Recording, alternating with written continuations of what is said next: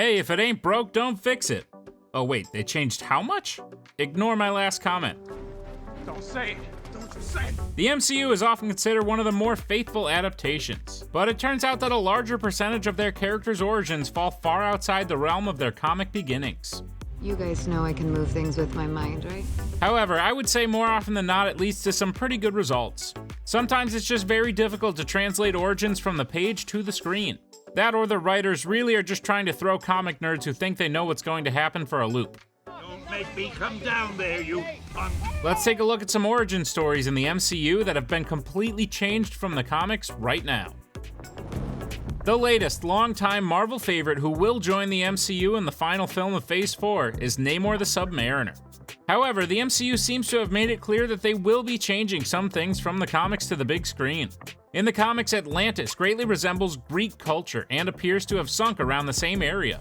However, in the Black Panther Wakanda Forever trailer, Namor is depicted with a more traditionally Central American culture, reflecting that of the Mayans and the Aztecs of ancient times.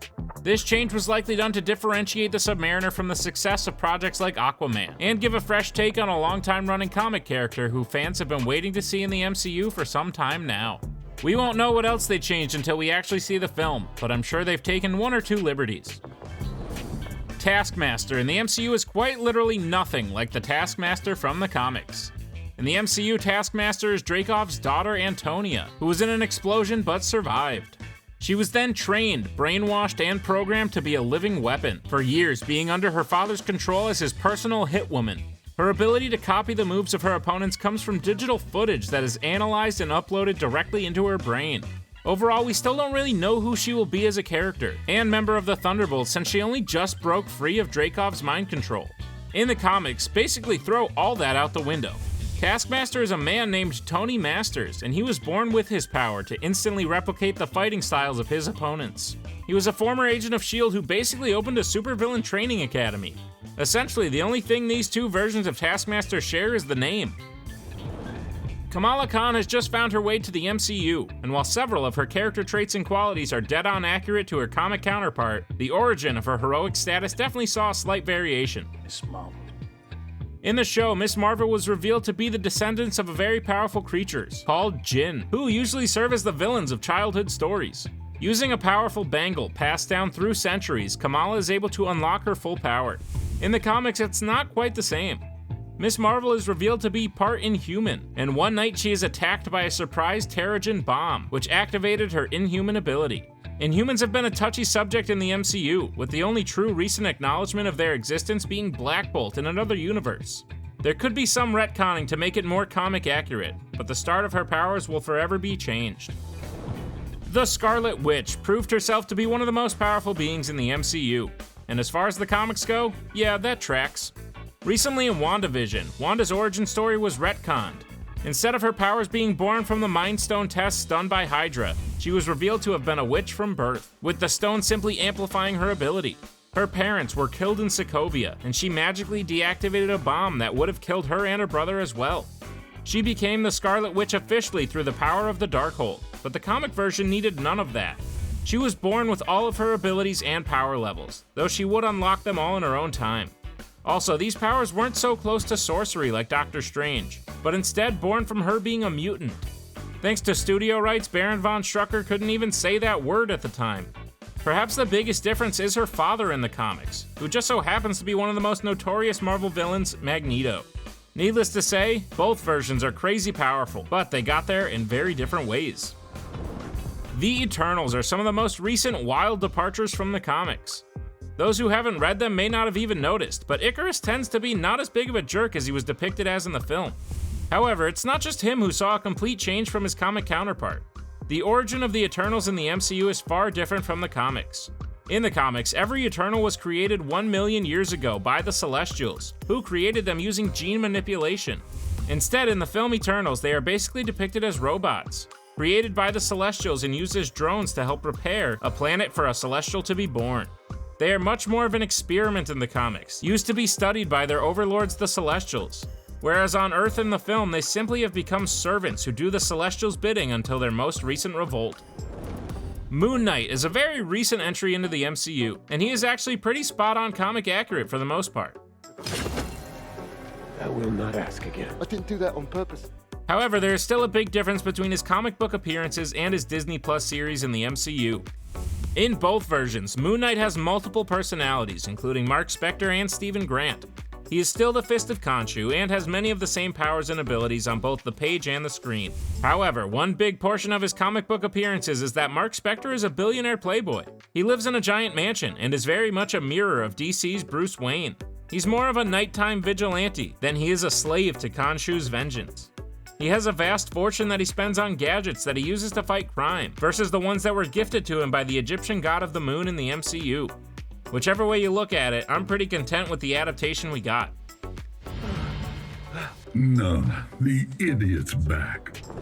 Given that there have been 3 different Spider-Mans in the MCU alone, I think it's safe to say at least one of their backstories differs from the comics. Truthfully, the 3 Spider-Men depicted in Spider-Man No Way Home together form different aspects of Peter's backstory in the comics. That's great! Thank you! Tobey Maguire's Spider-Man is greatly affected by the death of Uncle Ben. Andrew Garfield's defining moment was losing Gwen Stacy, and Tom Holland just got his with the loss of Aunt May. The live-action Spider-Men were taught about great power and great responsibility with the loss of these people, but the comic version lost all of them to learn that lesson. There are many aspects that are pulled straight from the page, but the MCU has done a great job of focusing on certain aspects to define their popular characters. The very intimidating Ultron is a longtime villain in Marvel Comics, and even though the Age of Ultron really lasted maybe a long weekend in the MCU, I think he made quite an impact. You want to protect the world, but you don't want it to change.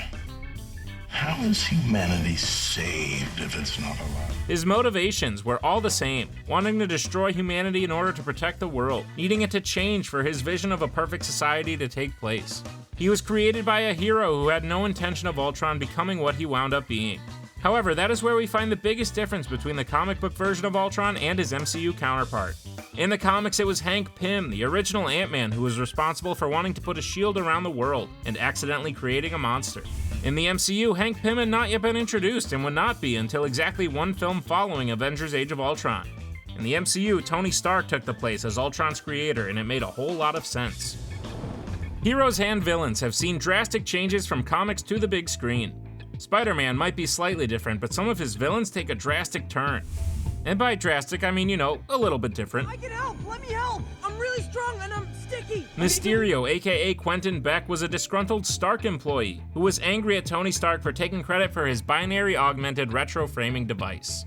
He used drones created by Stark to put on illusions and make it seem as though he was a hero. This is similar to how his comic book version started, a villain masquerading as a hero using illusions, only he had no ties to Tony Stark. Instead, he was a Hollywood visual effects creator, and was so good that he was able to create these effects in real life, making his enemies actually believe the wondrous visual stylings he was creating. And while they were distracted, he was likely robbing a bank or something. Peter Quill's origin from the comic to the screen is actually very similar, as he is a 50-50 hybrid and half human. However, the other half was significantly upgraded in the MCU. In the comics, his father is actually a high-ranking member of the Spartax Empire. Still an extremely powerful race, but not quite as powerful as what he was revealed to be in Guardians of the Galaxy Volume 2. Instead, in the MCU, it is revealed that his true father is Ego, the living planet, making Peter part celestial and giving him access to incredible power, with the ability to form and reshape matter at will. Both versions are still the leader of the Guardians of the Galaxy, and the comic one has grown into a bit of a goofball alongside his MCU counterpart. But overall, his parentage makes for a totally different backstory and level of power in this popular character. The first Eternal, Kronos, became so powerful that he could manipulate the souls of mortal beings. He took the soul of a man named Arthur Douglas and placed it in an artificially created body for the sole purpose of destroying his grandson, Thanos. This is the origin story of Guardians of the Galaxy member Drax the Destroyer. If you have seen any frame of the MCU, you would know that Drax's beginnings are much simpler than this. You! Man who was slain with the Rascavarian. He was most likely just a slightly dim-witted yet incredibly strong member of his alien race, who had a family that were killed by Ronan the Accuser. He swore vengeance against Ronan and eventually against Thanos, who was guiding Rodan's hand. But I imagine based on some of Drax's way too personal stories, he wasn't exactly created the same way as he was in the comics. Easily by telling you I found you disgusting. No, that's not what... There is perhaps no greater example of a drastic change from page to screen while keeping the integrity of the character intact than Sam Wilson, aka the Falcon. In the MCU, Sam's military training and background made him an expert in using something called the Exo 7 Falcon suit. This allowed him to fly and use military-grade weapons with expertise.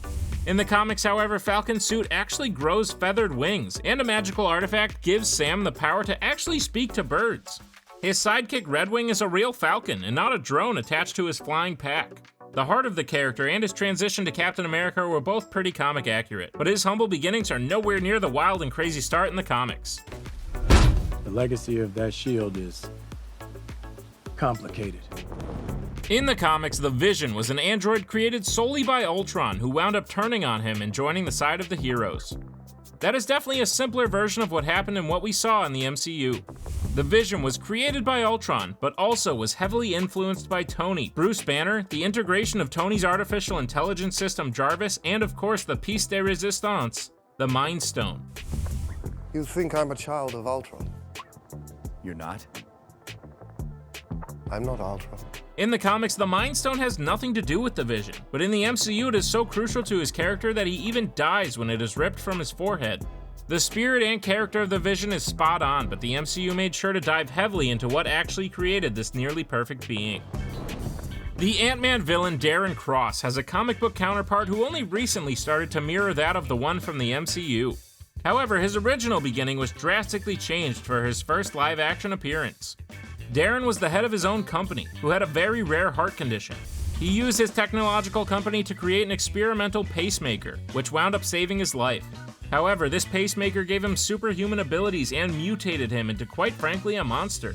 This story was completely missing from the first appearance of Darren Cross, but given that the comics quickly adapted to what the MCU started, I think it's safe to say it was probably a pretty good change.